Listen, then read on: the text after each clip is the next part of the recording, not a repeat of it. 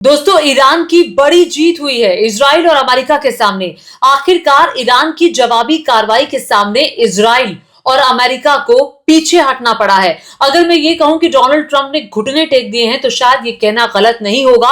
और ये बात मैं क्यों कह रही हूं, इस बात की वजह क्या है, ये देखिए। ये डोनाल्ड ट्रंप ने अब से कुछ ही देर पहले ट्रूथ, जो कि सोशल मीडिया उनका हैंडल है ट्रूथ पर, उस पर ये पोस्ट किया है। और डोनाल्ड ट्रंप इस पोस्ट में देखिए क्या लिख रहे हैं। डोनाल्ड ट्रंप कह रहे हैं कि मुझे ये कहते हुए, ये अनाउंस करते हुए मुझे खुशी हो रही है कि America and the country of Iran have had over the last 2 days, पिछले 2 दिन से उनकी बातचीत चल रही है और बहुत ही प्रोडक्टिव और अच्छी बातचीत, सकारात्मक बातचीत रही है।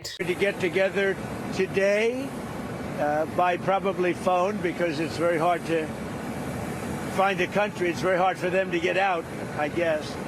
But we'll at some point very soon meet. We're doing a 5-day period. We'll see how that goes. And if it goes well, we're going to end up with settling this. Otherwise, we'll just keep bombing our little hearts out.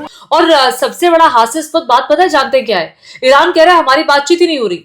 Donald Trump Iran के साथ बातचीत करने का जरिया ढूंढ रहे हैं। वो कह रहे हैं कि 2 दिन से ईरान के साथ बातचीत चल रही है और प्रोडक्टिव बातचीत हुई है, अच्छी बातचीत हुई है, सकारात्मक बातचीत हुई है, लेकिन ईरान कह रहे हैं हमारी कोई बातचीत ही नहीं हुई।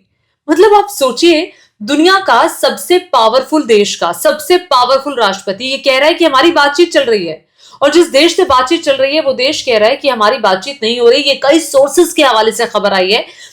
ईरान ये कह रहा है कि हमारी बातचीत नहीं चल रही है। एनीवेज, अब मैं आपको ये बता दूं कि डोनाल्ड ट्रंप को ये क्यों कहना पड़ रहा है। डोनाल्ड ट्रंप आगे क्या कह रहे हैं? डोनाल्ड ट्रंप आगे ये कह रहे हैं कि अच्छी कॉन्वर्सेशन तो चली रही है और उसी के लिए हमने ये फैसला किया है कि अभी हम 5 दिन के लिए ईरान के जो पावर प्लांट्स है, जो एनर्जी इंफ्रास्ट्रक्चर है, उस पर हमला करने का हमने जो ऐलान किया था, वो हम 5 दिन के लिए स्थगित कर रहे हैं। यानी कि 5 दिन के सीज फायर का ऐलान डोनाल्ड ट्रंप कर रहे हैं।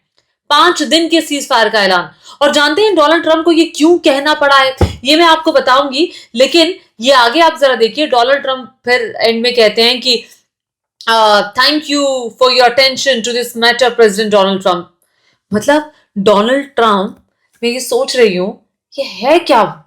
मतलब ऐसा सिरफिरा राष्ट्रपति आज तक अमेरिका का रह रहा था, जो कब क्या कहता है पता ही नहीं। और वैसे ये राष्ट्रपति ऐसे हैं जो कह रहे हैं कि हमारी बातचीत चल रही है, हमने हमले स्थगित कर दिए और ईरान पर हमले होते रहे, इससे भी कोई दो राय नहीं है। क्योंकि ईरान पर 28 फरवरी को उस वक्त हमला हुआ था जब ईरान अमेरिका के साथ बातचीत में था। बातचीत सकारात्मक थी, ये भी बार बार कहा जा रहा था, लेकिन उसके बावजूद इजराइल और अमेरिका ने ईरान पर हमला कर दिया। और ये जो बात अब डोनाल्ड ट्रंप लिख रहे हैं, उनकी बात का कतई भरोसा नहीं है और ईरान कतई भरोसा करेगा नहीं, क्योंकि ये पीठ पे छुरा घोंपने वाले लोग हैं। ये कभी भी कुछ भी कर सकते हैं।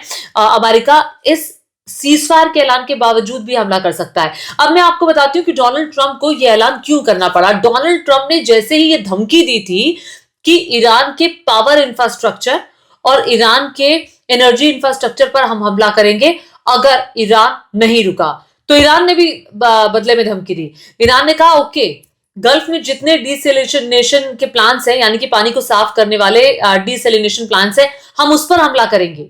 हम एनर्जी इंफ्रास्ट्रक्चर पर जो गल्फ में है उस पर हमला करेंगे। क्योंकि ईरान इराक नहीं है, ईरान अफगानिस्तान नहीं है, ईरान है। ईरान अलग मुल्क है। ईरान ने इस युद्ध में डोनाल्ड ट्रंप को, यूएस को छठी का दूध याद दिला दिया है। इजराइल जो कितने सालों से तैयारी कर रहा था, इजराइल जो कितने सालों से अमेरिका को कह रहा था कि ईरान पर हमला कर दो और अयतुल्ला अली खामेनेई ईरान के सुप्रीम लीडर को मार देते हैं और फिर सब शांत हो जाएगा। ईरान उससे ज्यादा पावरफुल तरीके से हमले कर रहा है। ईरान हर हमले पर पलटवार कर रहा है, जवाब दे रहा है। बार बार अमेरिका कहता है कि इनके तो भैया मिसाइलें खत्म हो गई, इनके ड्रोन्स खत्म हो गए। फिर ईरान एक वीडियो जारी कर देता है और उस वीडियो में बड़ी बड़ी मिसाइलें, बड़े बड़े जो उनके तोपखाने के अंदर की चीजें हैं वो दिखाई जाती हैं। अब मैं आपको बता दूं कि डोनाल्ड ट्रंप के ऊपर गल्फ देशों का बहुत दबाव है, क्योंकि गल्फ की जितनी गल्फ कंट्रीज है, कतर, कुवैत, यूएई, सऊदी अरब, बहरीन, जितनी कंट्रीज है, उन सबको अर्थव्यवस्था के मोर्चे पर बुरी तरह से झटका लगा है। साथ ही उनके एनर्जी इंफ्रास्ट्रक्चर को झटका लगा है। कतर में जो एनर्जी इंफ्रास्ट्रक्चर को जो झटका लगा, वो वहां तो 17% तक अब जो प्रोडक्शन है वो प्रभावित हुआ, और कहा जा रहा है कि उसको फिर से चालू होने में 5 साल का वक्त लगेगा। आज देश के प्रधानमंत्री नरेंद्र मोदी ने कहा कि वहां जो वॉर चल रही है उसका असर भारत पर आने वाले समय में भी रहेगा। आप समझ रहे हैं, दुनिया भर में संकट है, और डीसैलिनेशन प्लान्स पर हमला करने के लिए कहा था कि आप हमला तो करिए जरा। ईरान ने कहा आप हमला करिए हम पर, हम गल्फ के डीसैलिनेशन प्लांट्स को उड़ा देंगे। डीसैलिनेशन प्लांट्स को उड़ाने का मतलब आप समझते हैं, समंदर का जो खारा पानी है, गल्फ कंट्रीज उस पानी को साफ करती है इन प्लांट्स में। पानी के साफ करने वाले प्लांट्स इन्हें कहा जाता है। उससे जो मिनरल्स हैं, जो सॉल्ट है, नमक है समुद्र के खारे पानी से, वो निकाला जाता है, उसको पीने लायक बनाया जाता है, उसको मीठा किया जाता है। और वो पानी, अगर वो डीसैलिनेशन प्लांट्स अगर चले जाएंगे तो पानी पीने का कहां से आएगा? गल्फ में हाहाकार मच जाएगा, लोग प्यासे मर जाएंगे। बहुत सारी कंट्रीज गल्फ की ऐसी है, कोई 99% निर्भर करती है इन डिसैलिनेशन प्लांट्स पर, कोई 70% निर्भर करती है, कोई 60% निर्भर करती है, कोई 80% निर्भर करती है। तो ये अलग अलग डेटा है। मतलब मेरे को ये समझ में नहीं आ रहा है कि डोनाल्ड ट्रंप जैसे व्यक्ति को अगर ये कहना पड़ रहा है कि हमारी अच्छी बातचीत चल रही है, और क्या डोनाल्ड ट्रंप के जहन में खिचड़ी पक रही है? क्या डोनाल्ड ट्रंप वाकई झटका देंगे ये कह करके? क्योंकि डोनाल्ड ट्रंप जो कहते हैं वो करते नहीं, जो करते हैं वो कहते नहीं। क्या वो हमला कर देंगे? क्योंकि दूध का जला छाछ भी फूक फूक के पीता है। वो ईरान के साथ हो चुका है, क्योंकि वो कई बार जल चुके हैं।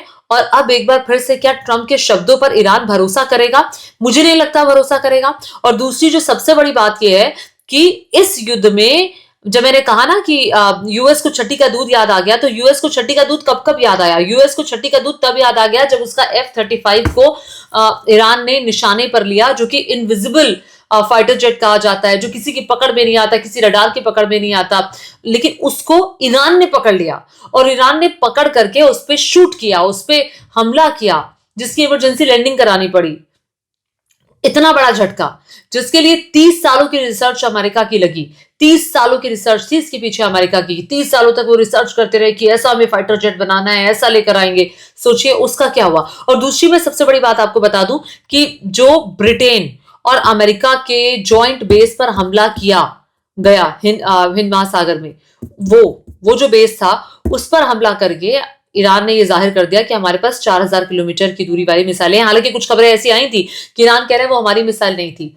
एनीवेज, इस पर कुछ नहीं कहा जा सकता। हालांकि ईरान ये दावा करता रहा कि उसके पास 2-2.5 किलोमीटर की रेंज वाली मिसाइलें हैं, लेकिन एक्चुअल क्या है ये देखिए कोई नहीं जानता। और अगर है तो मतलब ये है कि ईरान के साइंटिस्ट, ईरान की जो रक्षा विशेषज्ञ हैं, उन्होंने बहुत अच्छा काम किया है। इस क्षेत्र में बहुत ज्यादा काम हुआ है। और दूसरा मैं आपको बता दूं कि जिस तरह से कतर की रिफाइनरीज, कुवैत की रिफाइनरीज, सऊदी अरब की रिफाइनरीज पे हमला हुआ, उसके बाद ये देश अमेरिका पर दबाव बना रहे हैं कि इस युद्ध को रुकना चाहिए, क्योंकि आपने तो हमें वादा किया था कि आप हमारी रक्षा करेंगे। आप रक्षा नहीं कर पा रहे हैं, आप अपने ही बेसिस को सेफ नहीं कर पा रहे हैं इन गल्फ कंट्रीज में।